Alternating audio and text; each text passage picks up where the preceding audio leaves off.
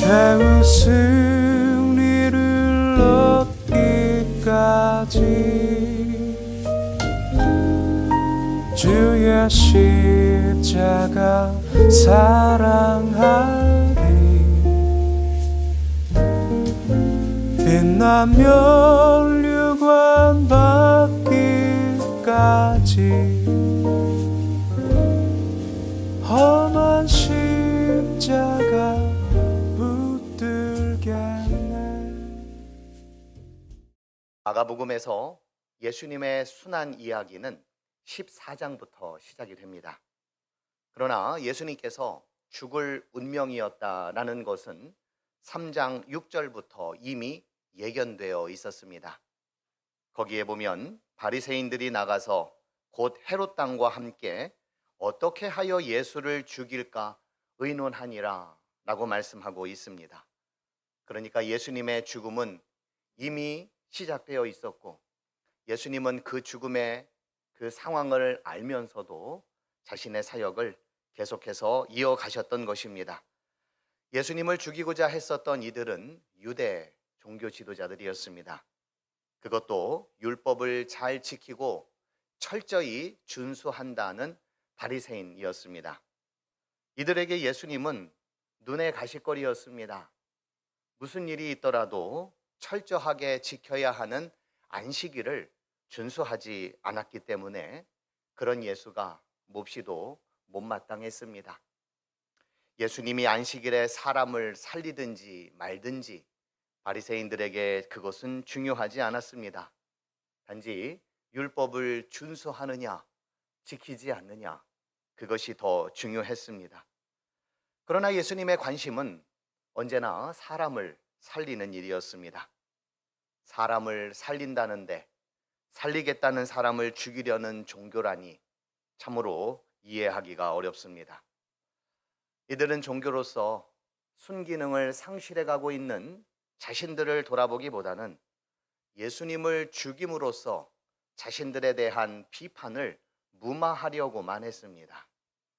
이처럼 마가복음 안에는 하나님의 아들 예수 그리스도께서 생명을 살리고자 투신하시는 장면과 더불어 그런 예수님을 호시탐탐 기회를 엿보며 죽이려고 했었던 무리들과의 긴장관계가 계속해서 펼쳐지고 있습니다. 살리고자 하는 예수님과 죽이고자 하는 유대 지도자들과의 갈등 관계는 오늘 본문 1절에서도 계속해서 이어집니다. 이틀이 지나면 유월절과 무교절이라 대제사장들과 서기관들이 예수를 흉계로 잡아 죽일 방도를 구하며, 하나님께서 이스라엘 백성들을 구원하시는 것을 기념하는 절기에 지도자들이라고 하는 자들은 하나님의 아들 예수를 죽이려고 모략을 꾸미고 있었던 겁니다. 바리새인들을 통해 거론된 예수님의 반율법적인 행동은 오늘날의 검사와도 같은 서기관들과 유대교의 최고 지도자인 대제사장들을 결탁하게 했습니다. 얼마나 무서운 종교입니까? 그러나 안타까운 일이기는 하나 역사적으로 폭력과 전쟁 이면에는 종교가 자리하고 있었습니다. 찰스 킴볼이라고 하는 종교학 교수는 종교가 사악해지는 이유에 대해서 3가지로 밝힌 바가 있습니다. 자기들만이 옳다는 의로움에 사로잡힐 때, 맹목적으로 복종할 때, 목적이 모든 수단을 정당화할 때라고 하였습니다. 예수님의 죽음은 이런 신념을 가지고 있었던 종교인들에 의해 자행된 폭력과 무관하지 않습니다. 그 폭력의 어두운 그림자가 점점 예수께로 향하고 있을 때에 예수님은 베다니 나병 환자 시몬의 집에서 식사하고 있었습니다. 마가복음에서 예수님의 순환사화를 기록하는 그 시작이 바로 나병 환자 집에서 예수님이 식사하는 것으로 설정한 것은 큰 의미가 있다고 보여집니다. 예수님은 죽기 직전까지 율법을 어기면서 소외되고 차별당하는 이웃들과 함께 하셨다는 겁니다. 요즘은 여행지를 가든 음식을 먹든 아니면은 꼭 하고 싶은 일이 있든 버킷리스트를 사람들은 정합니다. 그리고 버킷리스트 앞에 꼭 이런 단어를 붙입니다. 죽기 전에. 죽기 전에 꼭 가야 하는 백곳. 죽기 전에 꼭 먹어야 하는 식당. 죽기 전에 해야 될 일들이 참 많이 있습니다. 여러분들은 어떠십니까? 죽기 전에 하고 싶고 먹고 싶고 가고 싶은 곳 참 많이 있으리라 생각이 됩니다. 그런데 예수님을 보니까 예수님의 버킷리스트는 참으로 소박하기 그지없고 우리와 많이 다르다는 생각이 듭니다. 공생의 기간 넉넉하게 사셨던 것도 아니고 제자들이라고 하는 이들이 늘 하는 일마다 어리석고 우둔한 일만을 일삼았고 적대자들로부터 감시와 비난과 죽음의 위협을 받으시더니 죽기 전 한다는 것이 나병 환자 시몬의 집에서 식사하는 것이었습니다.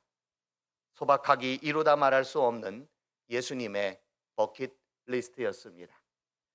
곰곰이 생각해 보면 살아서나 죽음 앞에서나 예수님의 시선과 관심은 낮은 곳이었습니다.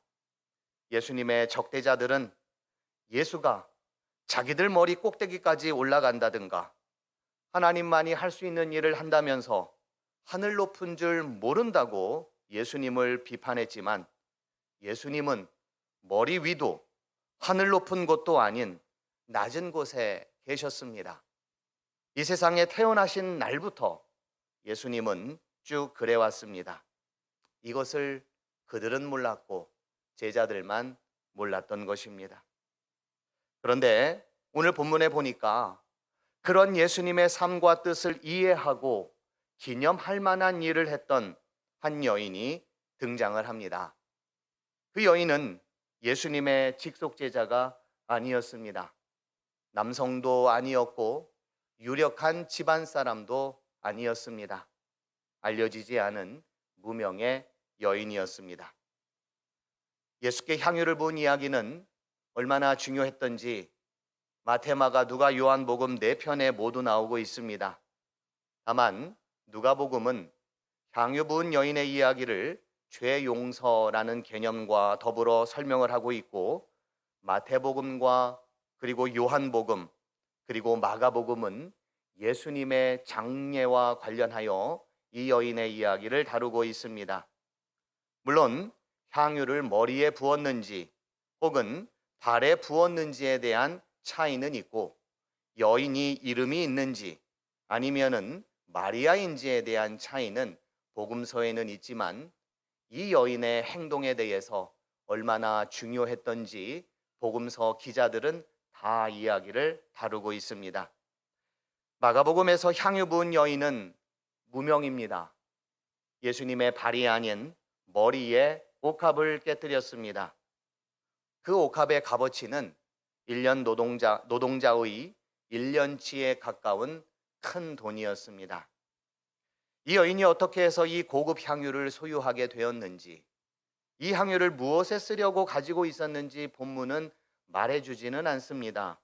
다만 이 여인에게 있어서 가장 값진 소유를 가장 값어치 있는 일에 들였다는 것, 이것은 참으로 높이 살 만한 일입니다. 여러분들 중에도 자신의 재산이나 값진 것들을 주님을 위해 내어드리신 분들이 참으로 많은 것으로 알고 있습니다. 저희 아버님께서도 시골 목회이기는 했지만 3번 성전을 건축하시면서 아버지께로부터 들은 성도님들의 아름다운 이야기가 있습니다. 본인도 어려운 살림에 교회를 짓겠다고 이 작은 헌금이라도 교회를 위해 사용해달라고 헌금하신 분들이 참으로 많이 있었고 매일 공사 현장에 오셔서 작업자의 손과 발이 되어주셨던 분들도 많았고 아버지께서 성전 건축을 하느라 사례비를 받지 않자고 하니 여러 성도님들이 매일 오셔서 꾸준히 저희 가정을 도와주신 일들이 참 많았습니다. 곰곰이 생각해 보면 성도들이 목사 때문에 있는 것이 아니라 목회자가 성도 때문에 있다라는 생각을 참으로 많이 가졌습니다. 교회는 순교자들의 피로 세워졌다고 하는데 순교까지는 아니더라도 그 말이 정말 맞다는 생각을 많이 했습니다. 우리 남천교회도 미담이 참 많은 교회입니다. 어려운 시절에 교회가 세워졌고 오랜 역사를 가지고 있으니 얼마나 많은 이야기들이 있었겠습니까? 교회는 아름다운 이야기가 있는 곳입니다. 우리가 신앙생활하는 이유 가운데에 가장 중요한 이유 중 하나는 이 세상에서 얻을 수 없는 아름다운 이야기가 교회에는 있기 때문입니다. 예수께서 제자들과 함께 공생애를 사는 동안 고난이 점점 다가올수록 아름다운 이야기는 줄어가고 있었습니다. 제자들마저 예수님을 오해했고 배신하는 이들이 늘어났습니다. 이제 혼자 죽음의 길을 걸어야만 하는 쓸쓸한 순간에 한 여인이 나타났습니다. 그리고 예수께서 가시는 길이 결국에는 죽음의 길인 줄 알고 향유를 부음으로써 장례를 미리 준비하였습니다. 보통은 장례를 지내는 동안 부어야 할 향유였지만 이 여인은 미리 예수님의 장례를 치르고 있었던 것입니다. 이 여인의 이러한 행동은 예수님의 삶이 무엇을 지향하는지, 예수께서 왜 이 땅에 오셨는지, 왜 죽음의 길을 걸어야만 하는지 모두 이해한 사람과도 같았습니다. 절대로 죽어서는 안 된다며 고난을 부정했던 베드로, 차라리 죽으라는 가룟 유다와 같은 제자들의 행태들과 비교해 볼 때에 이 여인은 이름이 없고 직함이 없어서 그렇지 예수님의 참된 제자였습니다. 이 여인이 마가복음의 14장에 느지막이 나와서 그렇지 일찍 등장을 했다면 예수님의 사역에 있어서 손과 발이 되어 드렸을 테고 예수님의 사역이 더 많은 사역으로 펼쳐질 수 있었을 것입니다. 이 여인은 그 어떤 남성 제자들보다도 더 위대한 일을 하였습니다. 그래서 하는 이야기지만 교회에서 여성들의 역할은 참으로 큽니다. 교인 중 많은 퍼센테이지를 차지하고 있으면서도 조용히 최선을 다해 섬김과 봉사를 하고 계시고 기도의 자리에 늘 함께 하시는 성도님들은 여성분들이십니다. 그런데 이러한 여성들의 큰 역할에도 불구하고 그들의 헌신은 평가절하되어 오기도 했습니다. 오늘 본문 4절과 5절에도 보면 여인의 아름다운 행동에도 불구하고 어떤 사람들은 화를 내며 여인을 책망했습니다. 그 이유를 살펴보니까 왜 허비하느냐, 왜 팔아서 가난한 자들에게 주지 않느냐라는 이유 때문이었습니다.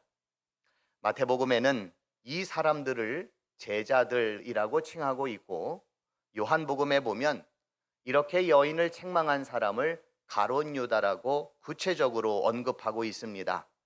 그 누가 되었든 모두 예수님의 최측근입니다. 말하자면 예수께서 가시는 길 최선을 다해 모시려고 하는 이 여인의 행동을 폄훼하고 책망했던 사람은 다름 아닌 예수님의 최측근이었던 제자들이었다는 것입니다. 그런 작자들의 입에서 왜 향유를 허비하느냐, 왜 팔아 가난한 자들에게 주지 않느냐는 말은 말 같지도 않은 어불성설이었습니다. 여러분들도 잘 아시는 안도연 시인이 쓴 너에게 묻는다라고 하는 시가 있습니다. 그 시기는 이렇습니다. 연탄재 함부로 발로 차지 마라.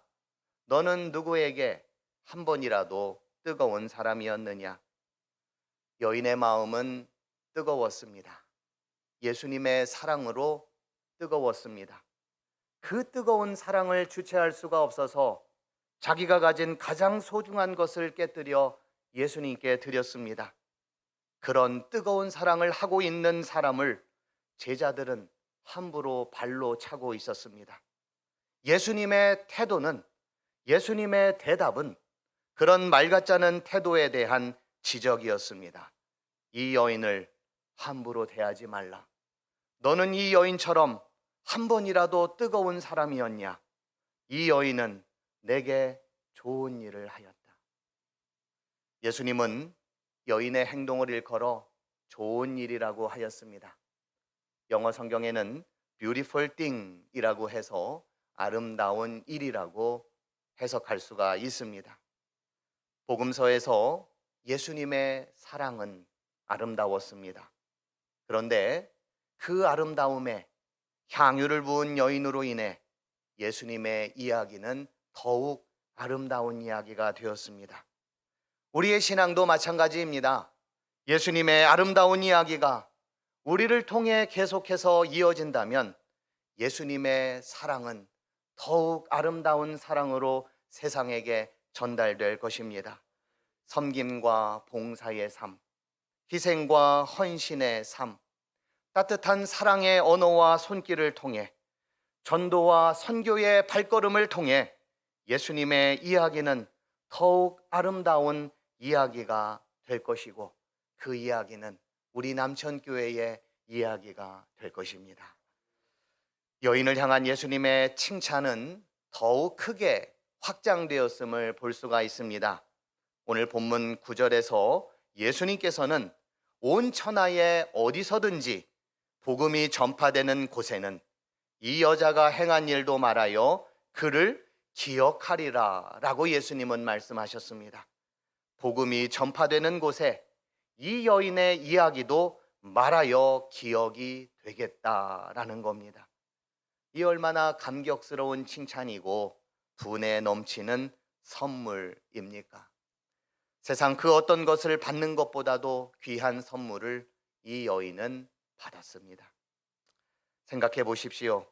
예수님의 복음을 전하는 데 있어서 저의 이야기든 여러분들의 이야기든 예수님의 복음을 드러내는 일에 사용이 된다면 이 얼마나 감격스럽고 또 이 얼마나 아름다운 일이겠습니까? 제가 귀하게 여기는 집사님 부부가 계십니다. 두 분은 선교지에서 3년을 선교를 하다가 만나서 결혼을 하신 분들입니다. 선교를 가기 전 남편 되시는 집사님은 대학교를 수석으로 졸업하여 교수님의 추천서만 있으면, 그리고 교수님께서 추천서를 써준다고 했음에도 불구하고 가장 좋은 직장을 가지 않고 선교지로 가셨습니다. 그리고 그곳에서 만난 분이 지금의 아내 집사님이십니다. 이분들은 상황이 되면 선교지를 갈 준비를 늘 하십니다. 그리고 본인들이 하고 있는 모든 직업과 일들은 선교지를 향한 일들입니다. 사실 제가 선교에 조금이나마 눈을 뜨게 된 것은 이분들 덕분이었습니다. 작년에 같이 성경 공부를 하면서 그때의 간증을 듣고 감동을 받았습니다. 제가 얄궂은 질문을 드렸습니다. 혹시 집사님 그때의 결정 후회는 하지 않으셨어요? 그랬더니 그 집사님께서 당시에는 큰 결정이기는 했지만 좋은 아내를 만나 행복한 일을 평생 할 수 있다고 생각하니 저는 절대로 후회하지 않는다고 말씀하셨습니다. 제가 그때 이런 말씀을 집사님들께 드렸습니다. 집사님, 제가 어디에 가서 설교를 하든 집사님의 이야기는 꼭 기억해 두었다가 설교의 좋은 예화로 사용하겠습니다. 이제 그 첫 번째 예화를 여러분들에게 드리고 있습니다. 복음이 전파되는 곳에 여인의 이야기도 말하여 기억이 된다는 말은 바로 이런 의미가 아닐까요? 복음을 더욱 빛나게 했던 이야기, 복음을 더욱 아름답게 한 이야기가 바로 그 집사님들의 이야기고 바로 오늘 말씀에서의 이 여인의 이야기인 겁니다. 이제 그 아름다운 이야기를 우리도 써갈 수 있기를 간절히 기도드립니다. 예수님의 복음이 더욱 빛나고 더욱 아름다워지도록 우리의 이야기를 만들어 가시기를 간절히 축원드립니다. 복음은 모든 믿는 자들에게 주시는 하나님의 능력이라고 말씀하셨는데, 우리들을 통하여 복음의 능력이 나타나도록 저와 여러분들이 예수 그리스도의 은혜 안에서 또 그분의 십자가를 늘 기억하며 아름다운 인생을 살아가시는 우리 남천교회 모든 성도님들이 되시기를 주님의 이름으로 간절히 축원드립니다.